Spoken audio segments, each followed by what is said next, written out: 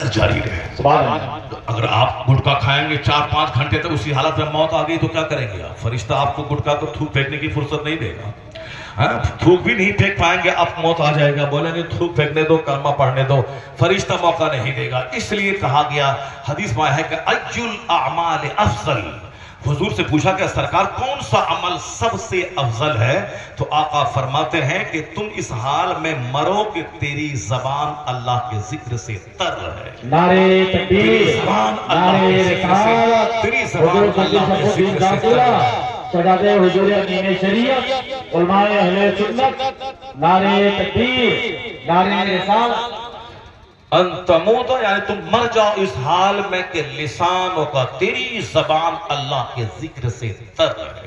اس لیے ہر وقت پیشاب پاخانہ سے فارغ ہونے کے بعد، دیکھیں میں نے صوفی صاحب کی تشریف لیا ہے ماشاءاللہ، حضرت مولانا صوفی شرف الدین صاحب برکاتی، بہت بڑے ادارے کے محتمم اور ایک خانقاہی نظام، درسگاہی نظام، سارے نظام کو سنبھالنے کا ایک بلند حوصلہ رکھنے والے جوان سال مبلغ اسلام کی صورت میں وہ اس جگہ موجود ہیں. اللہ تبارک و تعالیٰ ان کے درجات کو بلند فرمائے.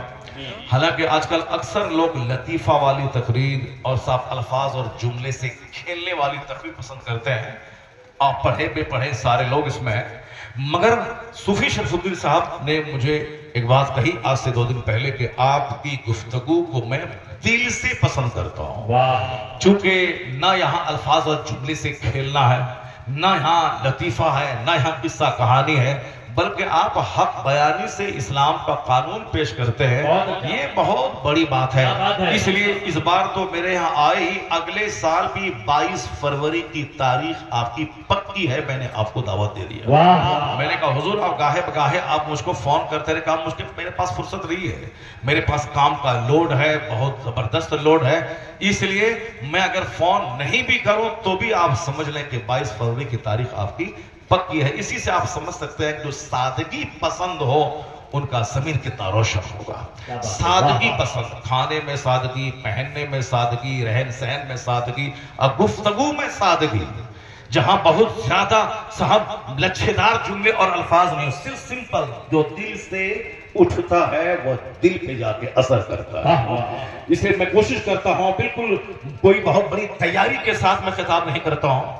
میں بہت صاف تقریر کو لکھ کر کے لا کے پاکستان کے ڈاکٹر کی طرح میں اس کو ٹیبل پہ نہیں رکھ دیتا ہوں، اور اس کے بعد پھر ہر پوائنٹ کو دیکھ دیکھ کے میں خطاب نہیں کرتا ہوں. ہندوستان کے پردھان منتری مودی جی کی طرح کوئی ہم کو تقریر لکھ کے نہیں دیتا ہے اور اس کو ہم ٹیبل پہ نہیں رکھتے ہیں اور ہر پوائنٹ کو دیکھ دیکھ کے ہم بیان نہیں کرتے ہیں، بلکہ اسٹیج پر آتا ہوں، اللہ کی حمد بیان کرتا ہوں، حضور پہ درود پڑھتا ہوں، پھر اس کے بعد کیا کہنا ہے، جو کچھ حالات میں محسوس کرتا ہوں اس کو بولنا شروع کرتا ہوں. ایک سمپل بات دل سے نکلتی ہے، دل پہ جا کے اثر کر جاتا ہے. سبحان اللہ. بس یہی ہے. میں نے اس کے لیے کوئی بہت بڑی محنت نہیں کی ہے اور نہ ہی کوئی بہت بڑی محنت کرتا ہوں. البتہ خالی وقت میں کتابوں کا مطالعہ کرتا رہتا ہوں. اسی مطالعے سے جو حوصلہ ملتا ہے، جو روشنی ملتی ہے، اسی روشنی کو میں دوسروں تک پہنچانے کی کوشش کرتا ہوں. اسی دوران بہت ساری باتیں زبان سے نکل جاتی ہیں. ممکن ہے کہ میری نیت اچھی ہو، میں حق بول رہا ہوں، لیکن سامنے والے آدمی کو اچھا نہیں لگتا ہے تو نہیں لگتا ہے تو اس کو نہیں لگے. مگر میں تو اپنے حساب سے کہ میری نیت اچھی ہوتی ہے، میرے جذبات پاکیزہ ہوتے ہیں، اس لیے میں اگر کبھی کسی مولانا کے بارے میں، کسی امام کے بارے میں اور کبھی کسی پیر کے بارے میں کبھی کچھ بولا، اس میں کوئی نگیٹو سینس میرا نہیں ہوتا ہے، پازیٹو پہلو ہوتا ہے. کہ آج میں نے پاکستان کے بہت بڑے مولوی کا انٹرویو میں نے سنا، وہ بولا کہ سرکار دو جہاں علیہ السلام نے 3 طرح کی سواری کا استعمال کیا. سوال کرنے والا اس سے سوال کیا کہ آپ بہت لگزریس لائف جیتے ہیں، ہائی فائی کار پہ سفر کرتے ہیں، اور پھر ایک مولوی کو کیا یہ زیب دیتا ہے کیا؟ کہا ہمارے سرکار ہمارے لیے ماڈل ہے، وہ غریبوں کے لیے بھی ماڈل ہے، مڈل کلاس والوں کے لیے بھی ماڈل ہے، اب مالداروں کے لیے بھی ماڈل ہے.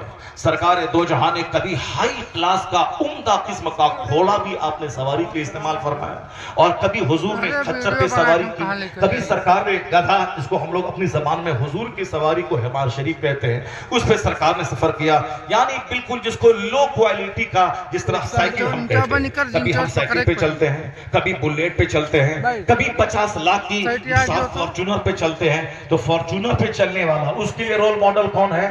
اگر اللہ نے حلال طریقے سے مال دیا ہے تو فارچونر خریدنا گناہ نہیں ہے، بلکہ فارچونر خریدے. اس کے لیے بھی ماڈل سرکار کی ذات گرامی ہے کہ حضور نے اعلیٰ قسم کے نفیس عربی گھوڑے پر بھی آپ نے سواری کی ہے. اور جو سائیکل پہ چلتا ہے وہ اپنے آپ کو احساس کمتری کا شکار نہ بنا لے کہ میں سائیکل پہ چل رہا ہوں، بلکہ حضور نے اعلیٰ قسم کے گھوڑوں کی موجودگی میں آپ نے گدھے کی بھی سواری کی ہے، تاکہ سرکار دو جہاں لوگوں کو بتا دیں کہ موجودگی اختیار کے باوجود سادگی پسند بندے کو ہونا چاہیے. تو سرکار ہر طرح کے لوگوں کے لیے ماڈل ہے. اللہ دولت دے تو دولت کا اظہار اچھے لباس سے ہونا چاہیے، اچھی گاڑی سے ہونا چاہیے. اور یہاں ایسا نہیں کہ اچھی دولت بہت زیادہ ہے، کنجوس بن کے رہیں، نہ اپنا کھائیں نہ دوسروں کو کھلائیں. تو غریبوں کے لیے ماڈل مصطفیٰ ہے. سرکار دو جہاں کے چولہے میں 2 مہینے تک چولہے میں آگ نہیں سلگی ہے. آقا علیہ السلام جس کمبل شریف میں آپ نے پردہ فرمایا، اس کے کھردرا پن کو دیکھنے کے بعد صحابہ کرام رونے لگے.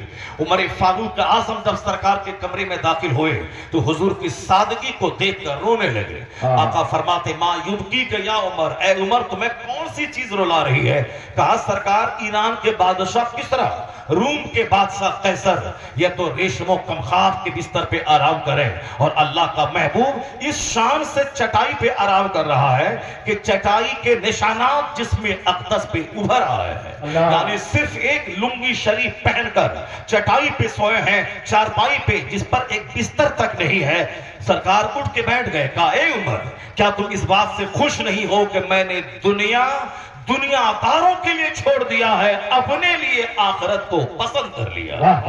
یہی بولی قیامت تک کے سارے مسلمانوں کی ہونی چاہیے. جب وہ کافروں کی ٹھاٹ پاٹ دیکھے، ان کی شان و شوکت دیکھے، ان کے ساتھ فلکبوس عمارتوں کو دیکھے، کبھی احساس کمتری کے شکار نہ ہو جائیں، اور یہ بھی حرام کھا کے حرام کما کے شاندار محل تعمیر کرنے کا سپنا نہ دیکھیں. یہی بولے جو مصطفیٰ نے کہا کہ ہم نے دنیا داروں کے لیے چھوڑ دیا ہے، اپنے لیے آخرت کو پسند کر لیا ہے. اگر یہ بولی زبان پہ آ گئی تو آدمی کو اندر سے حوصلہ ملے گا. وہ کبھی نرفسنس کا شکار نہیں ہوگا، وہ کبھی انفیریٹی کمپلیکس کا شکار نہیں ہوگا. وہ ہمیشہ حوصلوں میں جیے گا. چٹائی پہ سو کر، سوکھی روٹی کھا کر، پیون والے کپڑے پہن کر بھی وہ احساس کمتری کا شکار نہیں ہوگا. کیونکہ ہمارے لیے ماڈل مصطفیٰ کی ذات ہے. جب ساری کائنات کے مالک کو مختار ہونے کے باوجود حضور نے اختیاری طور پر فقر کو اختیار کیا ہے. ایسا نہیں کہ مجبوری ہے. یہاں تو مجبوری ہے کہ میرے پاس دولت نہیں ہے، لیکن وہاں مجبوری نہیں. وہاں تو اللہ نے کہا تھا محبوب آپ چاہیں تو عرب کے پتھر کو گول بنا دے آپ کے لیے. آپ پسند کریں تو میں احد کا پہاڑ سونا بن کے آپ کے پیچھے پیچھے چلے. حضور نے کہا تھا نہیں میرے پروردگار، میرے لیے عرب کے سنگریزوں کو سونا نہیں بنایا جائے. ایک دن کا کھانا دے تاکہ میں کھاؤں تو تیرا شکر ادا کروں، اور ایک دن فاقے سے رہوں تاکہ میں صبر کیا کروں. یہی ہے ایک کامیاب اور سکسیسفل زندگی گزارنے کا انداز. جب اللہ روزی دے، روزی کثرت سے ملے، حلال طریقے سے ملے، تو بندہ شکر ادا کرے اللہ کا.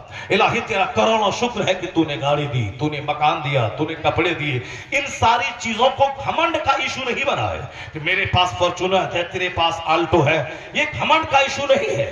اسلام میں نعمتیں جتنی بڑھتی چلی جائیں، چاہے 50,000 کروڑ کا بنگلہ کوئی بنائے، وہ یہ نہ بولے کہ میں نے محنت کی، میں نے یوں تیر مارا، میں نے وہ تیر مارا، میں سعودی عرب میں گیا، میں نے یوں حکمت سے کام لیا، میں نے یوں محنتیں کی، میں نے یوں یہ فارمولہ اپنایا تب یہ گھر بنا ہے. نہیں، مومن اتنا ہی جانتا ہے کہ ہمیں محنت کرنے کا حکم ملا ہے.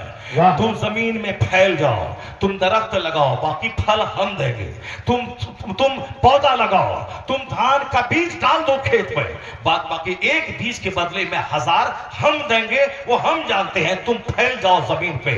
جس طرح پرندہ گھونسلے سے صبح نکلتا ہے مگر اس کو معلوم نہیں کہ آج میں کہاں چروں گا, کیا کھاؤں گا, لیکن جب شام میں پرندہ لوٹتا ہے تو بھر پیٹ ہو کے لوٹتا ہے. اس لیے مصطفیٰ کہتے ہیں لو انکم, اگر تم اسی طرح بھروسہ کرو اللہ پہ جیسے بھروسہ کرنے کا حق ہے تو لرزقتم, تو تم بھی روزی دیے جاؤ گے اسی طرح کما ترزق الطیر, جس طرح پرندوں کو روزی دی جاتی ہے.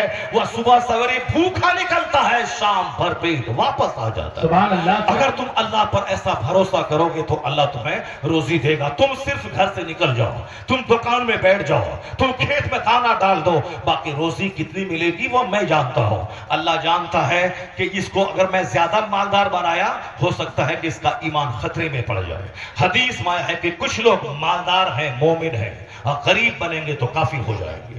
کچھ لوگ غریب ہیں, مومن ہیں, وہ مالدار بنے تو کافر ہو جائیں گے.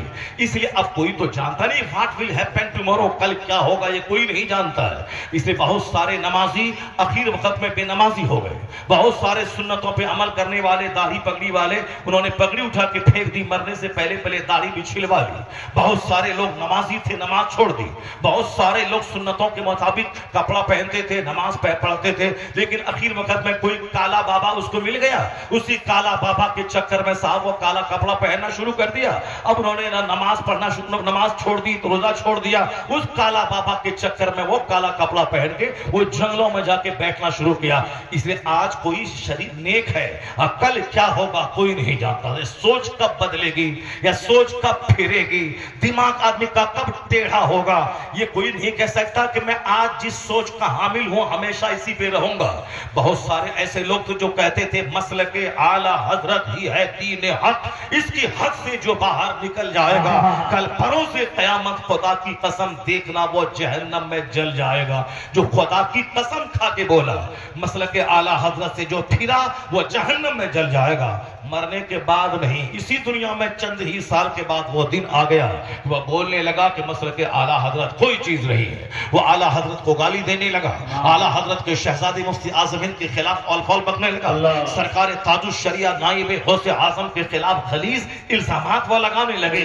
اسی دنیا میں ذلیل اور رسوا ہو گیا, ذلیل ہو کے مرا اسی دنیا میں. تو آدمی کی سوچ کب بدلے گی, کب آدمی ٹیڑھا ہوگا. اس لیے قرآن کریم میں اللہ نے بندوں کو دعا کرنے کا ایک طریقہ سکھایا ہے کہ میرے بندے یہ دعا کیا کر تم.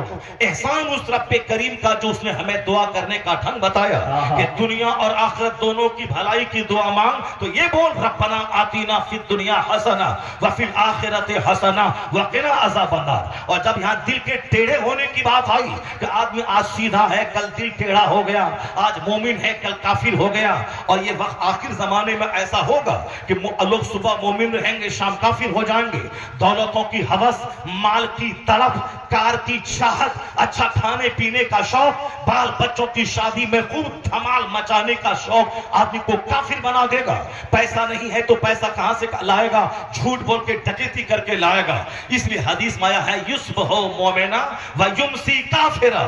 ایک زمانہ ایسا آئے گا کہ لوگ بندہ صبح مومن رہے گا اور شام کافر ہو جائے گا, شام مومن رہے گا اور صبح کافر ہو جائے گا. تو قرآن نے کیا دعا سکھایا, اور اللہ فرماتا ہے کہ بندے یہ دعا کر ربنا لا تزغ قلوبنا بعد اذ ہدیتنا. اے اللہ تو ہمارے دل کو ٹیڑھا مت کرنا ہدایت کے بعد. احسان اس رب کریم کا کہ اللہ نے بتایا تو میرا بندہ ہے, تجھ کو میں نے پیدا کیا ہے, پیشاب پخانا تیری کمزوری میں نے تجھ کو دیا ہے, رونا ہنسنا تیری کمزوری ہے, نیند تیری کمزوری ہے, بھوک تیری کمزوری ہے, بیماری تیری کمزوری ہے, موسم کی تبدیلی میں تو جیتا ہے, موت کے سائے میں تو جیتا ہے. اس لیے اللہ نے اپنے بندوں کی کمزوری کو دیکھتے ہوئے اسے کہا کہ تو ہدایت کی دعا رب سے کرنا تاکہ آج مومن ہے تو کل کافر نہ بن جاؤں، آج دل سیدھا ہے تو کل دل ٹیڑھا نہ ہو جائے، آج میں اقامت کے وقت میں بیٹھتا ہوں حی علی الفلاح پہ کھڑا ہوتا ہوں، ممکن ہے کہ کل کسی بہروپیہ کی تحریر پڑھوں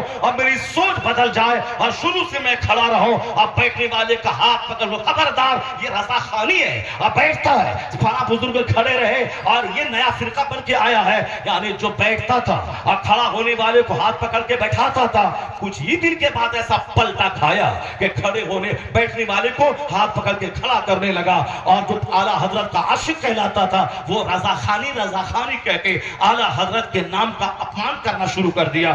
کب دنیا میں کیا ہوگا؟ حضور نے کہا صبح مومن رہو گے شام کافی ہو جاؤ گے، ایسا وقت آئے گا آدمی وَيُبِيعُ دِينَهُ بِعَرَضٍ مِنَ الدُّنْيَا، آدمی دنیا کے بدلے میں اپنا دین بیچ ڈالے گا۔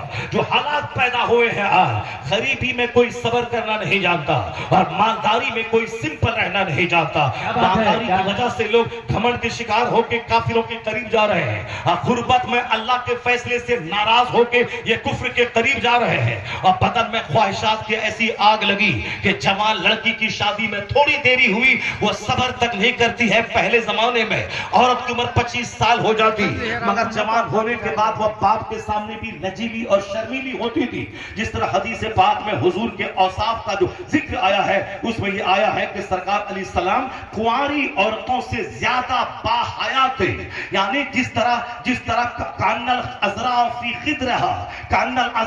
خدرہا، جیسے عذرا یعنی کنواری لڑکیاں جو اپنے پردے میں لجیلی شرمیلی ہوتی ہیں، تو حضور کے شرم و حیا کے اوصاف جو حدیث میں بیان کیے گئے ہیں وہ یہی ہے کہ آقا علیہ السلام اتنے باحیا تھے جیسے کہ کنواری لڑکیاں باحیا ہوتی ہیں۔ یہ باحیا کی پہچان ہے، یعنی باپ جوان ہونے کے بعد باپ سے بھی شرمانا، اپنے جوان بھائی سے شرمانا، گھر سے باہر پہلے جاتی تھی دکان جب عمر تھی 7 سال، لیکن جیسے عمر 10 سال کے آگے گئی اب دروازے سے باہر نکلنے میں شرم آ رہی ہے۔ یہ کنواری عورتوں کی شرم و حیا کا ذکر آیا ہے، لیکن آج کہاں ہے وہ شرم و حیا؟ یہاں تو سینہ تان کے چلنا ہے اور صاحب نیم بڑھانا چلنا ہے، سر سے دوپٹہ ہٹا کے چلنا ہے، اب وہ شرم و حیا کا تصور ہی کہاں رہا؟ شرم و حیا ایک بڑی نعمت ہے، شرم و حیا ختم ہو جائے گی، اس شرم کا جنازہ نکل جائے گا، لوگ بے حیا ہو جائیں گے، رہیں گے کل کنواری عورتیں باحیا، اور 2 دن کے بعد کیا اسکول کالج کی تعلیم ہوگی، کیا نوکری ملے گی، کیا ٹیچنگ جاب ملے گا؟ اب وہ تمام دوپٹہ اٹھا کر پھینک دیا، اب وہ ماڈرن بننے کے شوق میں اب دوسروں کو صاحب دعوت زنا دینے لگی۔ ایسے حالات پیدا ہوں گے کہ جب شادی میں ذرا سی تاخیر ہوئی کافروں کے ساتھ بھاگ جائیں گے۔ آئے دن اخبارات میں خبریں آ رہی ہیں فلاں مولانا کی بیوی ایگزام دینے گئی، وہ رامو کے ساتھ ایگزام دینے جا رہی تھی، جھارکھنڈ کا مولوی کی بیوی، اور پھر اسی کے ساتھ آتے جاتے اسی سے محبت کر لیا، مولانا صاحب کو چھوڑ کے اسی کے ساتھ شادی رچا لی۔ وہ عورت ہے، کمزور دل ہے اس کا، اسی لیے مصطفیٰ نے کہا یہ عورتیں کچی شیشیاں ہیں، یہ ذرا سی ٹھیس لگنے سے ٹوٹ جاتی ہے، اسی لیے کہا کہ موٹی چادر ڈال دے۔ اعلیٰ حضرت نے لکھا جوان ہونے کے بعد اسے چھت پہ نہ جانے دے۔ اعلیٰ حضرت نے لکھا اس کے ہاتھ میں قلم مت دے۔ اس زمانے میں اگر یہ موبائل ہوتا، واقعی ٹاکی موبائل ہوتا، تو اعلیٰ حضرت کہتے خبردار اس کے ہاتھ میں موبائل نہیں دے، کیونکہ جس طرح قلم سے فتنہ کا دروازہ کھل سکتا ہے اسی طرح اس سے بھی، کیونکہ کچی شیشیاں ہیں، یہ ذرا سی ٹھیس لگنے پہ ٹوٹ جائیں گی۔ آقا علیہ السلام سفر کر رہے ہیں، آپ کے ساتھ اصحاب بھی موجود ہیں، چند خواتین پردے میں ملبوس ہے، چونکہ اب ایک شخص اللہ کی حمد اور مصطفیٰ کی نعت پڑھ رہا ہے، ان کی آواز تھوڑی سی تیز ہو گئی۔ آقا فرماتے انجشا اپنی آواز پست کر لے، میرے ساتھ کچی شیشیاں موجود ہیں۔ کچی شیشیاں خواتین، وہ کون خواتین تھی؟ سرکار دو جہاں کے ظاہری زمانے کی خواتین تھی۔ آقا علیہ السلام کی بیویاں تھی تو ہماری ماں ہے، دنیا کے سارے مسلمانوں کی ماں ہے، صحابہ کرام کی ماں ہے، تو میری کروڑوں ماؤں کی عظمت اس کی عظمت پہ قربان ہے، جس کا سینہ اتنا روشن تھا کہ اسلام کی خاطر وہ سب کچھ کرنے کو تیار ہوتے تھے، دھن دولت مال دولت سب کچھ لٹانے کو تیار ہوتی تھی۔ اس زمانے کی باپردہ اور جنتی خواتین کی طرف اشارہ مصطفیٰ کا ہے، لیکن یہ فرمان قیامت تک کی ساری خواتین کے نشاندہی کر رہا ہے۔ اس لیے حضور نے بھلے ہی بات اپنے ساتھ جانے والی خواتین کی طرف اشارہ کر کے کہو مگر یہ نشانہ قیامت تک کی ساری عورتوں کے لیے ہے کہ عورتیں کچی شیشیوں کی مانند ہے جو ذرا سی ٹھیس لگنے پہ ٹوٹ جائیں گی. نہیں میری بیٹی بہت پختہ ہے, میری بیٹی IAS آفیسر بن گئی ہے, میری بیٹی صاحب 18 گھنٹے پڑھتی ہے, وہ لاکھوں کروڑوں لاکھوں پہ لڑکوں سے زیادہ وہ سوچ سمجھ والی ہے. نہیں دیکھا تم نے کہ صاحب کرناٹک کا ایک ڈی ایم جو IAS آفیسر تھی ان کی شادی دوسرے ڈی ایم سے ہوئی تھی, لیکن جس مدرسے میں میں پڑھاتا تھا مرکز اہل سنت جامعہ حضرت بلال میں, وہیں اس کا ایک کھولا نامہ انہوں نے داخل کر لیا. جن کا شوہر ڈی ایم ہے ان کے بارے میں کھولا نامہ داخل کر مجھ کو اس سے کھولا چاہیے.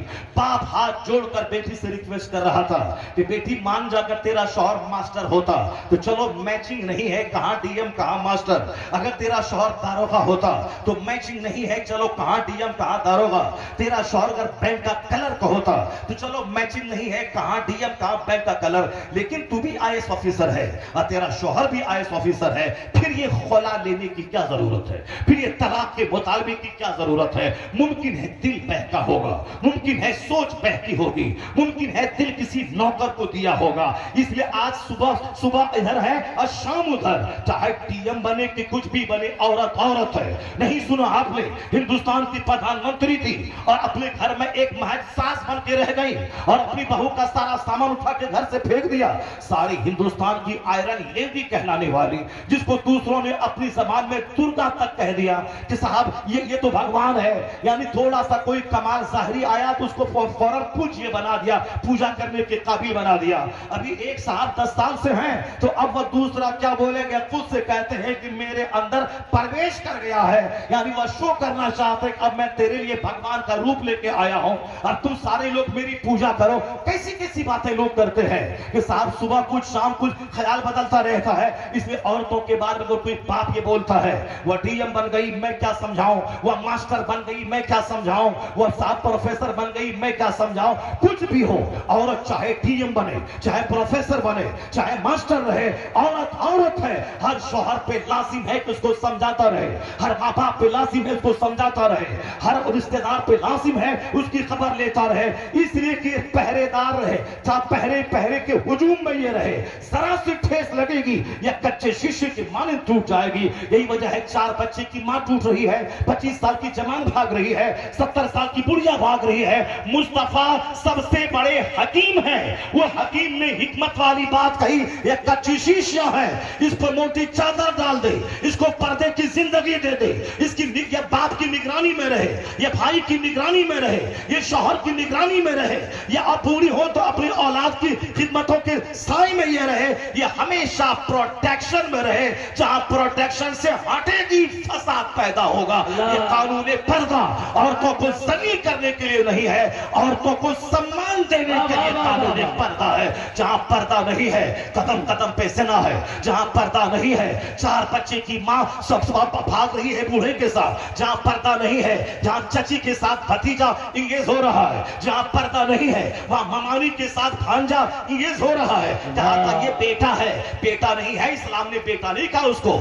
بھانجا اور ممانی میں نکاح ہو سکتا ہے اس لیے پردہ فرض ہے. چچا بھتیجا اور چچی میں نکاح ہو سکتا ہے اس لیے پردہ فرض ہے. یہ نہ بولی یہ میرے بڑے بھائی کا بیٹا ہے, جوان بیٹا ہے, یا بیٹے کے مانند ہے. اسلام نے جس کو بیٹا بولے وہ بیٹا ہے. تمہارے اپنے منمانے ڈھنگ سے نہیں چلے گا, کیونکہ نکاح ہو سکتا ہے بھتیجا سے اس لیے پردہ فرض ہے, نکاح ہو سکتا ہے بھانجے سے اسی لیے پردہ فرض ہے. مگر یہاں بولا بیٹا بھتیجا تو 4 دن پہلے کیس آیا کہ اپنے چچا کا گلا دبانا چاہا بھتیجا اس لیے کہ وہ چچی کے ساتھ انگیج تھا, انوالو تھا, اس کے ساتھ افیئر چل رہا تھا. ایک بمبئی میں رہنے والا اسی علاقے کا ایک سیٹ وہ اپنی بیوی کو بھانجے کے ساتھ گھر آنا جانا کے لیے آزادی دیے ہوا تھا. ایک دن اپنی نگاہوں کے سامنے بھانجے کے ساتھ اپنی بیوی کو چپکا ہوا دیکھا.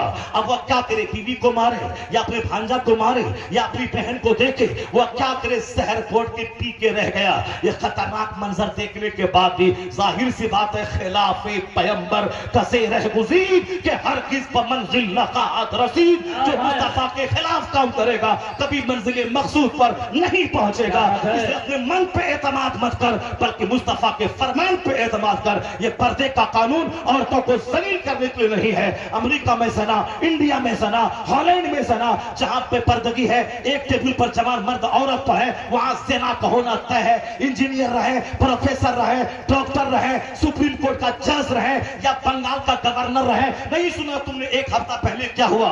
بنگال کے گورنر ہاؤس میں اخبار والوں نے الزام لگایا، جو گورنر ہے پورے اسٹیٹ کا، اس گورنر ہاؤس میں صرف جوان لڑکیوں کو نوکری میں بحال کر لیا گیا ہے، یعنی اس کو ایک کلب بنا دیا گیا ہے۔ اس پر الزام لگا، اس کو بھگانے، ریزائن دینے کی بات کی گئی۔ گورنر 70 سال کا بوڑھا، وہ نگاہوں کو سیکھنے کے لیے اپنے دفتر کے چپراسی اور نوکرانی سب کو خوبصورت جوان عورتوں کو بحال کیا، تاکہ اب بدن میں طاقت تو ہے نہیں، کم سے کم نگاہ تو جوان ہے، اسی نگاہ کے ذریعہ خواہشات کی تکمیل ہو۔ اس لیے عورت چاہے ٹیچر ہو یا پروفیسر ہو یا پردھان منتری اور چیف منسٹر ہو، وہ پروٹیکشن چاہتی ہے، وہ پردہ چاہتی ہے۔ اسلام کے پیغمبر نے اسی لیے کہا اس پر قانون پردہ نافذ کر دے، موٹی چادر ڈال دے، اسے پردے میں رکھ۔ جہاں پردہ نہیں ہے وہاں بلاکار ہے۔ اسلام نے پردے کا قانون دیا کہ جو کام تو پولیس والوں سے نہیں روک سکتا، کچہری نہیں روک سکتی، کورٹ نہیں روک سکتا، امریکہ سے لے کے ہندوستان تک دبنگ فوج موجود ہے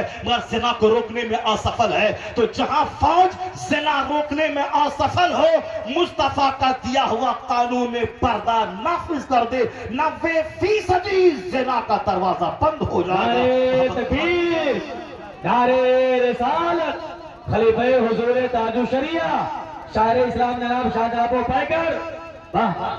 حضور کا فرمان قیامت تک کے لیے سب کے لیے لابھدایک ہے، سب کے لیے بینیفیشل ہے۔ مسئلہ سب سے بڑا یہ ہے، مسلمان گاندھی کو پڑھتا ہے، مصطفیٰ کو نہیں پڑھتا ہے، مسلمان نہرو کو پڑھتا ہے، حضور کو نہیں پڑھتا ہے۔ کمزوری تو ہے کہ ہمارے گھر میں اخبارات ہیں اور حضور کی حدیث نہیں پڑھی جا رہی ہے۔ ہمارے دل میں محبت دنیا دار نیتاؤں کی ہے، عالموں کی محبت نہیں ہے، جبکہ عالم ربانی ہمارے لیے کتنے محترم ہے کہ میرا باپ کما کے مجھ کو کھلاتا ہے مگر مجھ کو جنت کا راستہ مسجد کے عالم دکھلاتے ہیں، یہ ہماری مسجد کے خطیب دکھلاتے ہیں، یہ ہمیں انسان بناتے ہیں۔ اس لیے جمعہ کا خطبہ عالم دے گا وہ میرے لیے قابل احترام ہے، عیدین کا خطاب عالم دے گا وہ ہمارے لیے قابل احترام ہے، مکتب میں بیٹھ کر یہ عالم میرے بچوں کو قرآن پڑھائے گا یہ ہمارے لیے قابل احترام ہے۔ جو ہمیں ایک لفظ ادب کا سکھلا دے وہ ہم کو اپنا غلام بنا لیتا ہے، یہ ہمارا فرمان ہے۔ یہ باتیں آج کافروں میں چلے گئی، وہ دھرم گرو کا سمان کرنا، دھرم گرو کا چرن چھو لینا، دھرم گرو کے سر پہ ہاتھ رکھ دینا،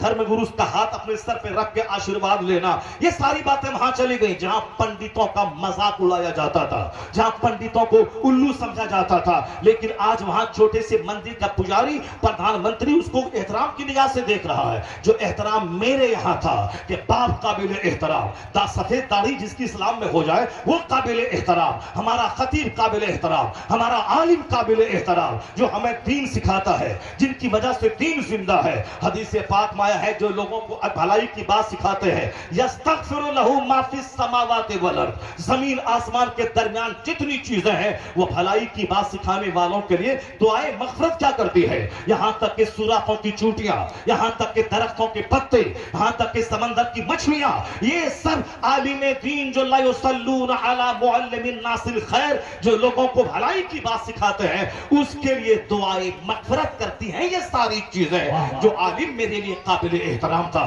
جن کی تقریر میں جمعہ کو سنتا ہوں، جن کی تقریر میں عیدین میں سنتا ہوں، جن کی تقریر واز کے جلسوں میں سنتا ہوں، آج جب سے میں نے ان کا مذاق اڑانا شروع کیا میرا گھر کافرانہ کلچر کا گہوارہ بن گیا ہے۔ مسلمان رہتا ہے لیکن وہ سارا کلچر، ساری تہذیب کافرانہ آ گئی۔ اگر اس کو دیکھنا ہو تو شادی کے موقع پر دیکھے، عقیقہ کے موقع پہ دیکھے، ختنہ ولیمہ کے موقع پہ دیکھے، دوسری تقریبات کے موقع پہ دیکھے، یہاں تک کہ مذہبی تقریب ایک عرس کی تقریب تھی، یعنی عرس کے موقع پر اللہ کے ولی کی زندگی بیان کی جاتی ہے، اللہ کے ولی کی زندگی بیان کی جاتی ہے، لیکن وہاں زندگی سننے کوئی نہیں جاتا، بہانہ عرس کا ہے، اسے پکنک پوائنٹ بنا دیا گیا ہے، مردوں اور عورتوں کے ملنے کا مرکز اور کیندر بنا دیا گیا ہے۔ مقصد صرف یہی تھا کہ نہیتکم عن زیارت القبور، میں نے تم کو قبروں کی زیارت سے روکا تھا، اور اب میں کہتا ہوں فزوروها، قبروں کی زیارت کیا کرو، کیوں؟ فإنها تزهد في الدنيا وتذكر الآخرة، اس لیے کہ قبروں کی حاضری سے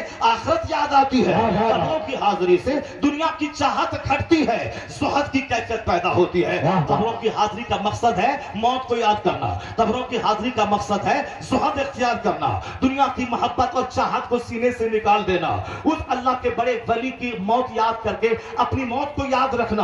اتنے بڑے ولی تھے, با کرامت ولی تھے, لیکن ان کا بھی انتقال ہوا, وہ اسی قبر کے اندر ہے. تو ہمارا کیا حشر ہوگا؟ ہم بھی کل مرنے والے ہیں, میرا کل کیا بنے گا؟ موت کا مطلب دوسروں کی قبر پہ حاضری کا مطلب اپنی موت یاد رکھنا, زہد کی کیفیت پیدا کرنا. ہم نے اس فرمان کو طاق پہ رکھ کے اس کا اس طرح سے اس فرمان کے خلاف کام شروع کیا ہے. اب حاضری کا مطلب ہے دھاگا باندھنا, حاضری کا مطلب ہے وہاں جا کے 10 پیسے کا شکر پھلا لے جا کے 10 کروڑ کی مرادیں مانگنا. یعنی نماز نہ روزہ نہ حج نہ زکات, بابا بیٹا دیجیے, بابا بیٹی دیجیے. جو ساری زندگی دنیا کو طلاق دیتا رہا, میں نے دنیا کو طلاق دیا. مولا علی کہتے تھے میں نے طلاق دیا, طلاق دیا. کسی نے بولا بابا کس کو طلاق دیا؟ کہا دنیا سج دھج کے آئی تھی اور کہہ رہی تھی مجھ کو قبول کر لیجئے, مگر میں نے دنیا کو طلاق دے دیا. میں نے کہا میں نے تجھ کو طلاق دیا, میں تجھ کو طلاق دیا, میں کبھی تجھ میں تیرے قریب میں نہیں جا سکتا. اعلیٰ حضرت کے پاس ایک سید صاحب آتے تھے اور ہمیشہ غریبی کی شکایت کرتے تھے. اعلیٰ حضرت اور سید سمجھ کر کچھ نہیں کہتے تھے, لیکن ایک بار جب نہیں رہا گیا تو آپ نے قلم روک کے سید صاحب سے مخاطب ہو کے کہا سید صاحب یہ بتائیے آپ مسلمان ہیں, سید صاحب ہیں, اگر کوئی مرد اپنی بیوی کو طلاق دے دے کیا اس طلاق شدہ عورت سے ان کے بیٹے کا نکاح کرنا درست ہے کیا؟ سید صاحب بولا نہیں, ایسا کبھی نہیں ہو سکتا ہے. باپ جس بیوی کو طلاق دے دے اس سے نکاح اس کا بیٹا نہیں کر سکتا ہے. تو سرکار فرماتے ہیں مولا علی سیدوں کے باپ ہیں, ان کے سامنے دنیا سج دھج کے آئی تھی, مگر تمام سیدوں کے باپ نے کہا تھا دنیا کو میں نے طلاق دے دیا, طلاق دے دیا. تو جس کے باپ نے دنیا کو طلاق دے دیا ہے کیا اس کے بیٹے کے لیے اس سے نکاح کرنا جائز ہوگا؟ سید صاحب نے اشارے کی زبان میں سب کچھ سمجھ گئے. آیا ہے سوانح کی کتاب میں کہ سید صاحب ساری زندگی جب تک حیات سے رہے اعلیٰ حضرت کے پاس آتے رہے, مگر پہلے جو غریبی کا شکوہ کرتے تھے اب غریبی کا شکوہ بند ہو گیا, کیونکہ ایک جملے میں سچائی سمجھ میں آ چکی تھی. وہ سمجھ چکے تھے کہ سچائی کیا چیز ہے. پتا یہ چلا ایک جملہ زندگی کو بدلنے کے لیے کافی ہے. اس لیے عالموں کی صحبت میں رہنا, ان کی تقریر سننا, ان کی صحبتوں میں رہ کے واعظ سننا, مصطفیٰ کی حدیث سننا, یہی ہے زندگی کے بدلنے کی بات ہے. نہ کہ ہم وہاں گئے, ہم نے پیر دبایا, ہم نے صاحب نذرانے دیا اور ہم نے صاحب آگے پیچھے کیا, ہم نے کچھ بھی سبق اس سے حاصل نہیں کیا. جہاں میرے سینے میں گھمنڈ تھا وہیں رہا, جو ہم بے نمازی تھے وہیں رہے, جو ہم جھوٹے تھے وہیں رہے, ہمیں کوئی تبدیلی نہیں آئی. یہ تبدیلی کا مطلب یہی ہے اللہ والا وہ ہوتا ہے جس کو دیکھو تو خدا یاد آ جائے, جس کے پاس رہو تو علم دین کی اہمیت سمجھ میں آ جائے. جہاں بہت سارے لوگ اپنے پیر کے پاس رہ کر وہ سگریٹ پینا سیکھ گئے, گٹکا کھانا سیکھ گئے, حقہ پینا سیکھ گئے, اخبار پڑھنا سیکھ گئے. وہی ان پیروں کے ہجوم میں ایک پیر تھا جو 1000 سال پہلے نہیں, 500 سال پہلے نہیں, بلکہ ابھی ماضی قریب میں 6 سال پہلے ان کا وصال ہوا ہے. ان کو جب بھی دیکھا جو بھی دیکھا درس بخاری دیتا دیکھا, درس قرآن دیتا دیکھا, صبح حالت روزہ حالت ذکر و اذکار میں دیکھا. امریکہ میں ہے وہاں امر بالمعروف ہے, بہار کے دیہات میں وہاں امر بالمعروف ہے, رضا گیسٹ آزری مہمان خانے میں ہے وہاں درس وہاں امر بالمعروف میں ہے. یعنی گھر میں رہے تو دین کی خدمت, گھر سے باہر رہے تو دین کی خدمت. ہمیشہ مفتیوں کی جھرمٹ میں رہا. مرید انہیں دیکھ دیکھ کر اوراد و وظائف کرنے لگے, انہیں دیکھ دیکھ کر نمازی بن گئے. ان کو 70 سال کی عمر میں مطالعہ کرتے ہوئے دیکھ کر لوگ مطالعے کے عادی ہو گئے. اس لیے کون تھا وہ جو اس زمانے کا جنید بغدادی جسے کہا جائے, اس زمانے کا رازی جسے کہا جائے, اس زمانے کا بیلوس جلال الدین سیوطی جسے کہا جائے, جس کو جب بھی دیکھا عالموں کی جھرمٹ میں دیکھا, فقیہوں کی جھرمٹ میں دیکھا, فتوے کی اصلاح کرتا دیکھا, کتاب پڑھاتا دیکھا, کتاب پڑھ کے سنتا دیکھا, قرآن پاک کی تلاوت کرتا دیکھا. یہ وہ تھے جس کا اوصاف ہے جس کو دیکھنے کے بعد خدا یاد آ جائے. وہی اس زمانے کا ولی کامل, نائب غوث اعظم, وارث علوم اعلی حضرت, شہزادہ مفسر اعظم ہند, نواز مفتی اعظم ہند, حضور اختر رضا کا اظہری تاج الشریعہ کے ذات گرامی. نعرہ تکبیر, نعرہ رسالت, مسلک اعلی حضرت, فیضان حضور تاج الشریعہ. یعنی جب بھی دیکھا دین کی خدمتیں کرتا دیکھا. یہ ہے وہ پیر کامل جن کو جب بھی دیکھو دین کی خدمتوں میں دیکھو. یا تو کتاب پڑھتے ہوئے دیکھو یا کتاب پڑھاتے ہوئے دیکھو. جو خود پڑھنا نہیں جانتا ہے وہ دوسروں کو کیا جنت کا راستہ دکھائے گا. جو خود مطالعہ نہیں کرتا ہے وہ دوسروں کو کیا مطالعے کا ذوق ان کے دل میں پیدا کرے گا. ظاہر سی بات ہے پیر وہ ہوگا جو نائب پیغمبر ہوگا. نائب پیغمبر وہ ہوگا جو خطاب بھی کرے گا, جو تصنیف بھی کرے گا, جو امر بالمعروف بھی کرے گا, جو پھر ضرورت پیش آئے تو جہاد بھی کرے گا. تو سرکار غوث اعظم وہ نائب پیغمبر تھے جنہوں نے ضرورت پڑی تو 8-8 10-10 گھنٹے درسگاہ میں بیٹھ کر بچوں کو پڑھایا. سرکار غوث اعظم بہت بڑے مصنف بھی تھے جن کی درجنوں کتابیں آج بھی پریس سے چھپ رہی ہیں. نیابت رسول کا حق ادا کیا غوث اعظم نے. جب ضرورت پڑی خطاب کرنے کی اتنا زبردست آپ نے خطاب کیا کہ ہفتے میں 2 بار آپ کا ممبر بچھایا جاتا تھا اور خطاب فرماتے تھے. 400 علماء دوات اور قلم لے کر آپ کی گفتگو کو نوٹ کرنے کے لیے آپ کی محفل میں بیٹھا کرتے تھے اور کئی لاشیں آپ کی گفتگو سن کر آپ کی محفل سے نکلا کرتی تھی. یہ آپ کے خطاب کا اثر تھا. اب اگر آج کوئی یہ کہتا ہو کہ میرا پیر خطاب نہیں کرتا, خطاب کرنا تو مولوی صاحب کا کام ہے, خطاب کرنا تو ملا جی کا کام ہے, وہ سمجھ لے کہ خطاب نہ کرنا آتا ہے آپ کے پیر صاحب کو. اسی لیے آپ اس ایپ پر پردہ ڈالنے کے لیے کہتے ہیں کہ خطاب کرنا ملا جی کا کام ہے. خطاب کرنا مصطفیٰ کی سنت ہے. خطاب صدیق اکبر نے کیا, خطاب عمر فاروق اعظم نے کیا, خطاب عثمان غنی نے کیا, خطاب مولا علی نے کیا, خطاب حسن الکریمین نے کیا, خطاب سرکار غوث اعظم جو سارے ولیوں کے سردار اور سچے نائب پیغمبر بن کر جنہوں نے دین کی خدمتیں کی, مری ہوئی حالت میں پایا, اس کو دوبارہ زندگی دے دی. آپ کا ٹائٹل محی الدین کی صورت میں دین کو زندہ کرنے والا ہو گیا. جنہوں نے خطاب بھی کیا ہے اور 70 ہزار کے مجمع میں خطاب کیا ہے. 400 عالموں نے خطاب کو لکھا ہے. 1000 کلومیٹر دوری پہ کوئی پہاڑوں کی چوٹی پہ بیٹھ کر محو عبادت رہتے, وہاں وہ غوث پاک کی تقریر سنا کرتے تھے, اس کو وہاں لکھ لیا کرتے تھے. پھر 1 مہینے کے بعد بغداد آتے تو محفل میں موجود علماء کی تحریر سے اپنی تحریر ملاتے تو ایک جملے کا فرق نہیں ہوتا تھا. یہ سرکار غوث اعظم خطاب کرتے تھے. اب قیامت تک غوث اعظم کا نائب وہ ہوگا جو بالکل دین کی خدمت کے لیے خطاب کرے گا. جو سرکار غوث اعظم کی یہ کوالٹی اس کے اندر موجود ہوگی. جو پیر ہوگا وہ خطیب ہوگا, جمعہ کی خطابت وہ کرے, سیرت کی محفلوں میں خطابت وہ کرے, لاکھوں لاکھ کے مجمع میں وہ کرے اور اپنے 4 مریدوں کے بیچ میں بھی واز کرے.